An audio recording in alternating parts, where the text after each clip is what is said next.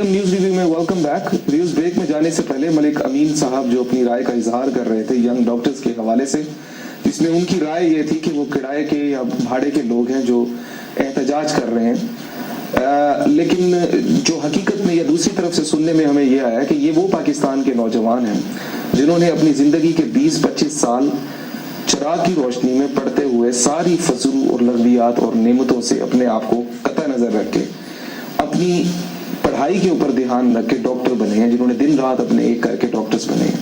Originally جب یہ issue شروع ہوا تھا تو ان کا موقف بنیادی طور پہ تھا کہ ان کی اسکیلنگز بہتر کی جائے تاکہ ان کو جاب پرماننٹ ملے اور ان کو بینیفٹ ملنا شروع ہو, ارننگ شروع ہو جس طرح سے سینئرز ڈاکٹرز کو ملتا ہے.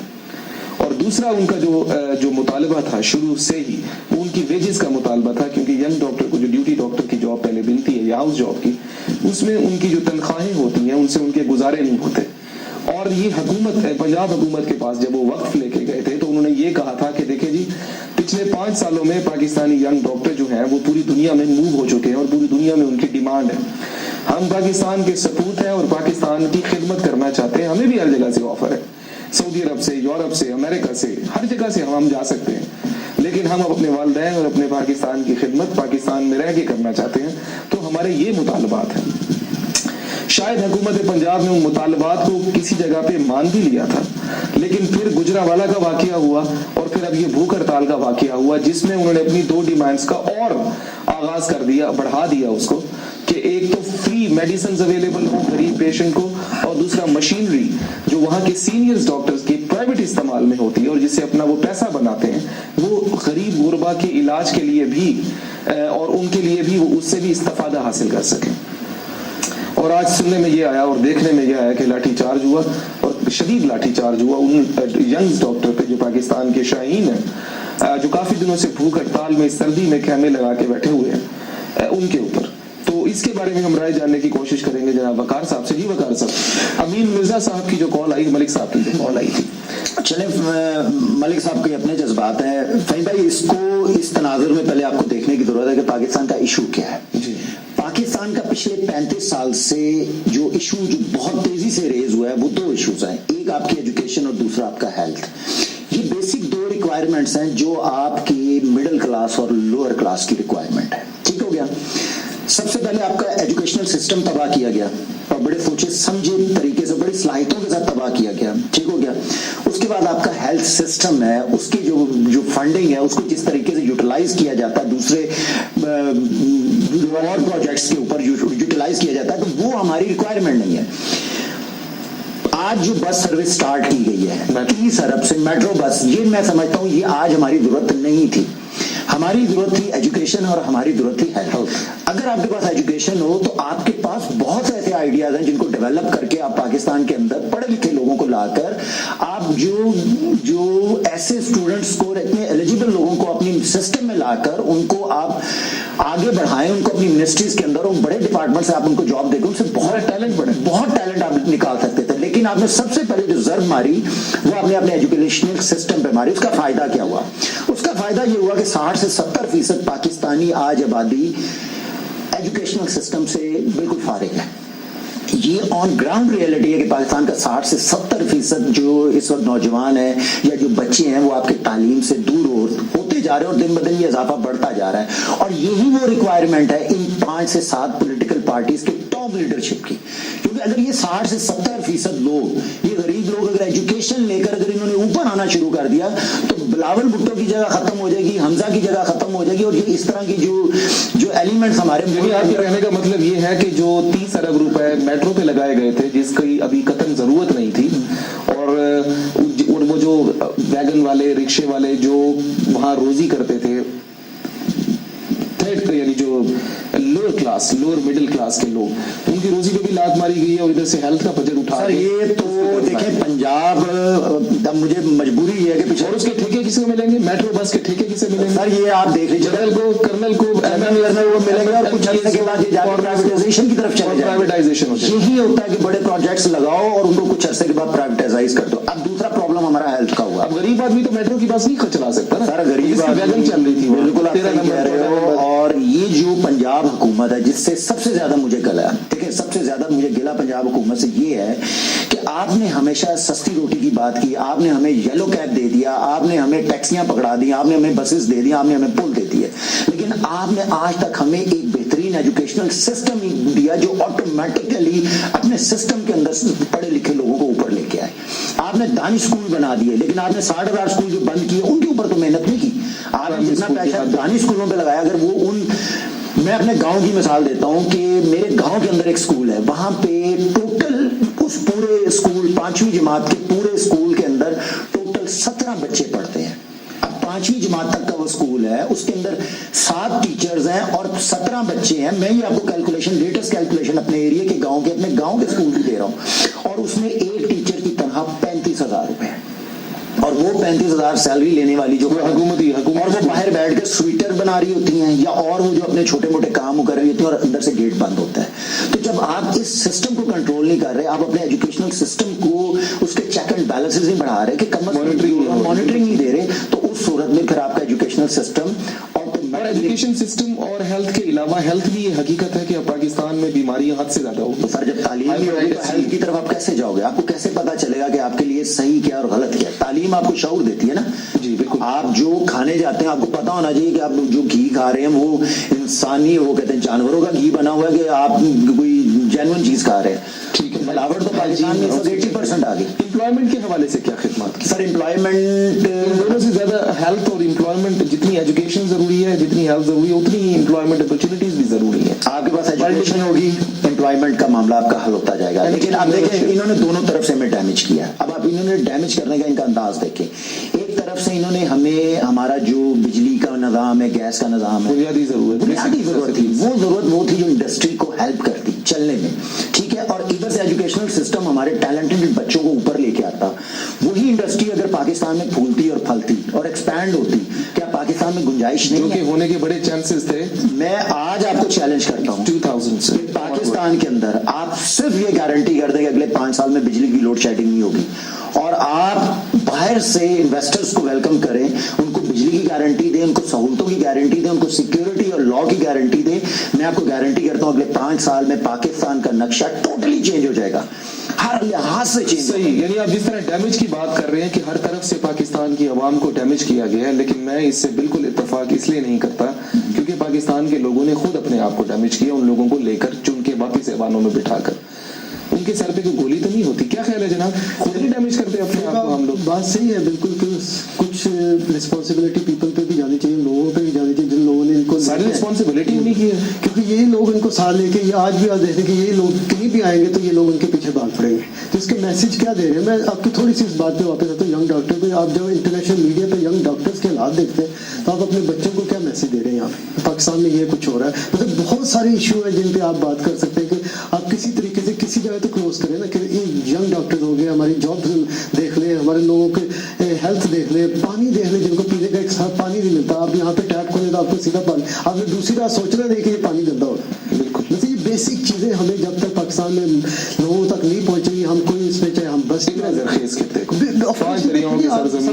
नहरों का इतना खूबसूरत निजाम पूरी दुनिया में कहीं नहीं। जी बिल्कुल, आप देख लें एटमी ताकत है, हम एटमी ताकत है, हमारा अशर क्या है, आर्मी, अल्लाह का शुक्र है, हर चीज है, लेकिन सिर्फ एक हमें एक लीडरशिप की कमी जिसकी वजह से हम ये हालात से। अच्छा, जो आपने बात की ना कि अवाम पर जिम्मेदारी देनी चाहिए, यही वो फार्मूला था जो इनका कामयाब हुआ कि पहले इनको अनपढ़ करो, जाहिल करो, इनको अपना मोहताज करो। और ये वो अमल था जो इन्होंने 20 से 25 साल पहले 1 by 1 जो टर्न्स लगाई है ना, ये दो पॉलिटिकल पार्टियों ने जो अपनी, और उसके बाद फिर ये जो और जो सिलसिला काफ का बना, ये जितना जो सिनेरियो बनता है इन पॉलिटिकल पार्टियों के, ये 35 साल पहले इसकी बुनियाद रखी गई। 35 साल पहले ऐसा कुछ नहीं था, लोग खड़े होते थे, एहतजाज करते थे। किसने रखी थी बुनियाद? ऑनेस्ट टू गॉड, आज मैं आपको ऑन एयर ये बात कह रहा हूं, हो सकता है इसके लिए मुझे किसी का चैलेंज भी एक्सेप्ट करना पड़े, मैं करूंगा। देखिए, जिस वक्त पाकिस्तान की पॉलिटिक्स में आप बिजनेसमैन को इन कर दोगे, आपका पाकिस्तान तबाह और बर्बादी की तरफ चला गया। बिजनेसमैन कौन सा है? बिजनेसमैन मियां नवाज शरीफ सबसे पहली एंट्री थी पाकिस्तान की पॉलिटिक्स में, जिसको इंट्रोड्यूस करवाया गया, और जैसे ही वो इंट्रोडक्शन हुआ उन्होंने सियासत को, लेकिन अमेरिका में और उसके अलावा बर्तानिया में कई ऐसे बिजनेसमैन हैं जो पॉलिटिशियन है और बड़े सक्सेसफुल पॉलिटिशियंस हैं सर, बड़ी अच्छी मिसालें मिलती हैं।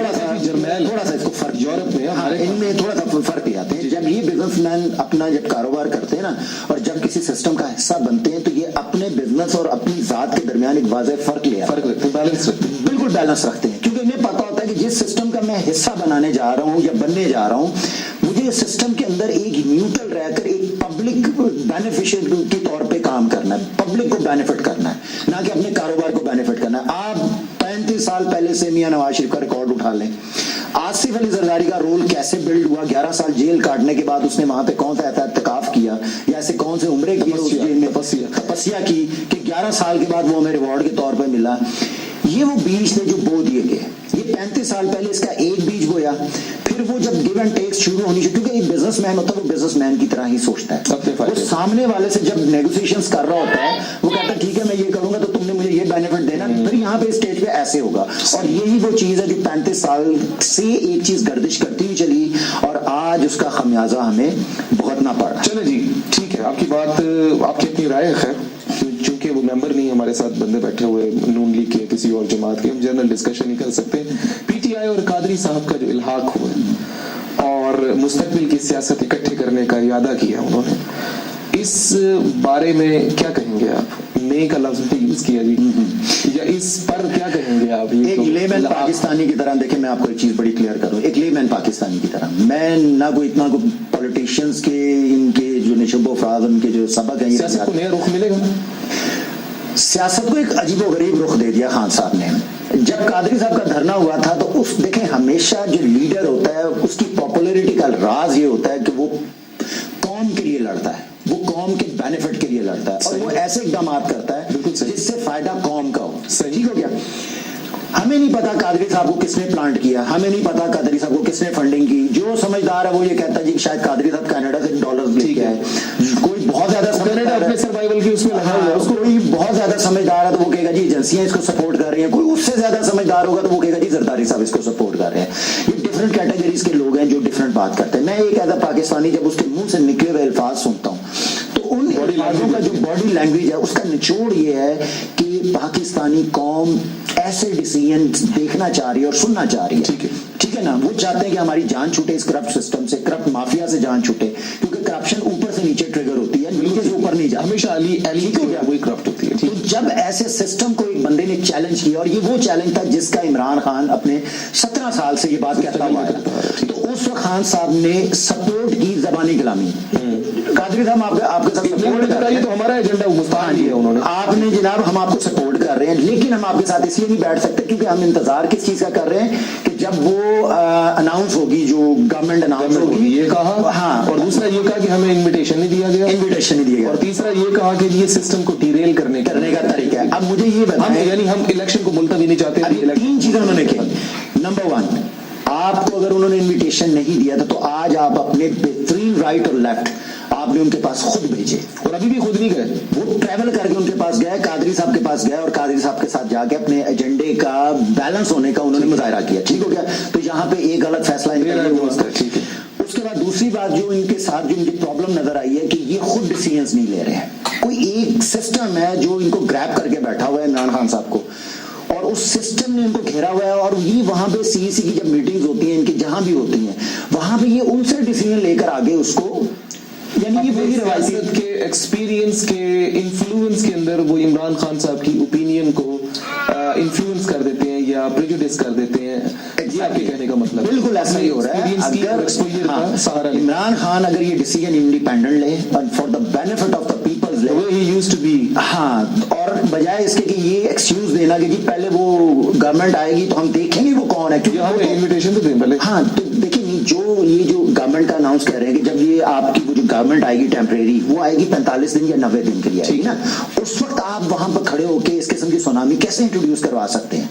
आप तो सिस्टम को डीरेल नहीं होने दे रहे, तो पहले क्यों ना जाकर हम उस सिस्टम को चैलेंज करें ताकि उस वक्त जब चेक आ जाए और उनको भी पता हो, और उस उस वक्त पीटीआई का एक बहुत बड़ा हिस्सा डल जाता, क्योंकि कादरी ने ये नहीं कहा था कि खान साहब आप आओ तो आप छोटे पड़ जाओगे तो मेरा कद ऊंचा होगा, उसने ये कहा था कि भाई जो मुखलिस है मेरे साथ आके बैठे, ठीक है, तो आप उनके साथ बैठ जाते और आप उस एग्रीमेंट का हिस्सा बनते तो इमरान खान की शायद पतंग थोड़ी ऊपर। अब हुआ क्या कि ये एक कदम आगे जाने के बजाय 10 कदम पीछे गए, सही, और यहाँ आकर इनकी अब प्रॉब्लम्स शुरू हो गई, क्योंकि कादरी साहब अब ये बात सोचने पे मजबूर हो गए हैं कि उस धरने के अंदर जो पॉपुलैरिटी उनको एक मिडिल क्लास और लोअर क्लास से मिली है, अब वो इतनी आसानी से उसको वेस्ट नहीं करेंगे, ठीक है, उसके लिए वो पूरी प्लानिंग करेंगे, और ये प्लानिंग खतरनाक है लाहौर के अंदर, स्पेशली इमरान खान के लिए और उन बाकी पॉलिटिकल पार्टीज के लिए। ये मैं आपको एक बड़ी खुशाइन बात है, ये गलत बात है, यानी सियासत को एक नया रुख मिलने वाला है कि ऐवानों से मीलों दूर रहने वाला शख्स एक मजहबी रहनुमा के तौर पे जाने वाला इंटरनेशनल, इसके आने से पाकिस्तानी सियासत में अब दो चीजें बहुत इंपॉर्टेंट होगी।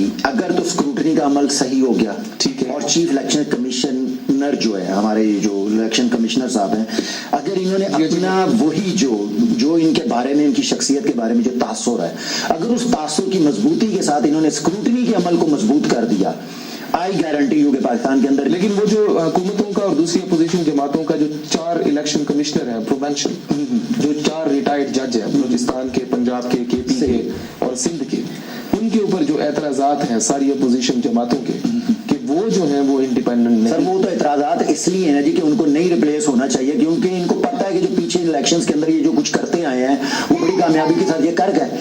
तो कादरी साहब का इस वक्त स्टैंड लेना ये एक छोटा सा आईनी मसला है, इस आईनी मसले में उनकी रिप्लेसमेंट हो सकती है, उनके ऊपर काम हो सकता है, कोई इतनी बड़ी जॉब नहीं है। जो पिटीशन होगी, पिटीशन जो फाइल हुई है सुप्रीम कोर्ट में, बिल्कुल इसमें होना चाहिए, बिल्कुल इसमें होना चाहिए। ये चारों इलेक्शन कमिश्नर जो सूबों के अंदर बैठे हैं, मैं उनकी बात करूंगा, इनको रिप्लेस होना चाहिए, जो भी आईनी तरीका है उसके साथ नए लोग लेकर आए। देखिए नीचे का काम, प्रिंटिंग प्रेस किसी इलेक्शन कमीशन का मोहताज नहीं है, ठीक है ना, सूबाई इलेक्शन कमीशन के जितने भी मामला हैं वो मेन हेड ऑफिस जो इस्लामाबाद में बैठा है वो वहां से ऑपरेट होता है, लिहाजा इसमें कोई प्रॉब्लम नहीं है कि अगर इलेक्शन कमीशन वहां के अगर रिप्लेस किए जाए और नए और टैलेंटेड और ईमानदार लोगों को वहां पे बिठा दिया जाए, तो मैं आपको इस बात की गारंटी करता हूं कि अगर ये चीज हो गई तो फ्री एंड फेयर इलेक्शन भी हो जाएंगे और पाकिस्तान के अंदर रेवोल्यूशनरी लीडरशिप आगे आ जाएगी इंशाअल्लाह। और टुडे मुझे ये कहने में बिल्कुल कोई प्रॉब्लम नहीं है कि हमें आज पॉलिटिशियंस की जरूरत नहीं है, आज हमें ईमानदार और दयानतदार लोगों की जरूरत है। क्यों? कमिटेड लोगों की, इसलिए कि मैं इतना जानता हूं कि अगर मुखलिस लोग आ गए तो वो आपकी जो एक्सपर्टीज है उनको लाकर वहां बिठा देंगे जहां से आपके तमाम जो इदारे हैं वो एकदम फ्लरिश। इंशाअल्लाह अल्लाह आपकी जुबान मुबारक करे इंशाअल्लाह, और आपकी लंबी उम्र करे इंशाअल्लाह, अल्लाह सुब्हानहू व तआला में वो दिन भी आमीन। कादरी साहब, पाकिस्तान पीपल्स अलायंस फिर कादरी साहब से मिल रही है कि आप अपने एजेंडे पे नाराए हक मारें? अल्लाह का शुक्र, हम अपने एजेंडे पे काम करेंगे। मैं छोटी सी इस पे बात ये ऐड करूं कि अगर हम थोड़े से, अगर हमें ये कैंसर हो गया तो इस कैंसर का इलाज हमें कैंसर की दवाई से करना पड़ेगा, पैरासिटामोल से नहीं होगा, तो इसलिए हमें अपने एजेंडे पे इंशाल्लाह करना है। इंशाअल्लाह आप अपने एजेंडे पे करें। इस प्रोग्राम का वक्त हुआ चाहता है खत्म, बहज़ आपने मुलाहिज़ा फरमाई, इंशाअल्लाह फिर होगी मुलाकात। अपना और अपने हमसायों का रखिए ख्याल। अल्लाह।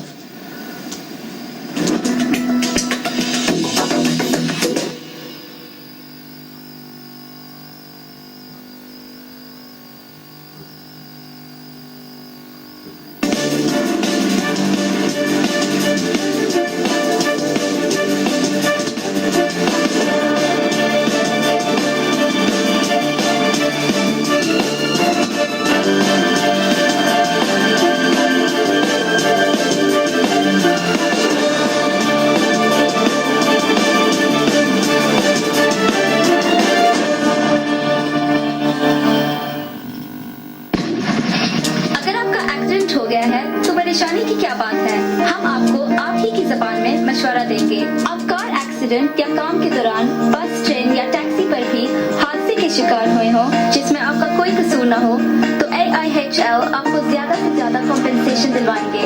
बैंक लोन या क्रेडिट कार्ड प्रोटेक्शन प्लान लिया है तो वो भी वापस दिलवाएंगे। We also pay £500 referral fee। राब्ता कीजिए 01494 522 533।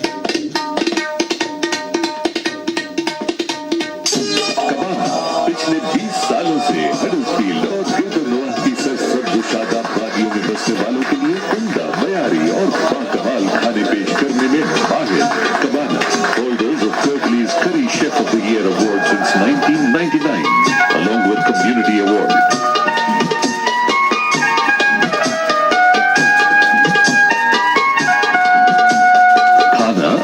सामने तैयार होता है और तवे पे सर्व किया जाता है। बारबेक्यू, चिकन कढ़ाई, चिकन बोटी,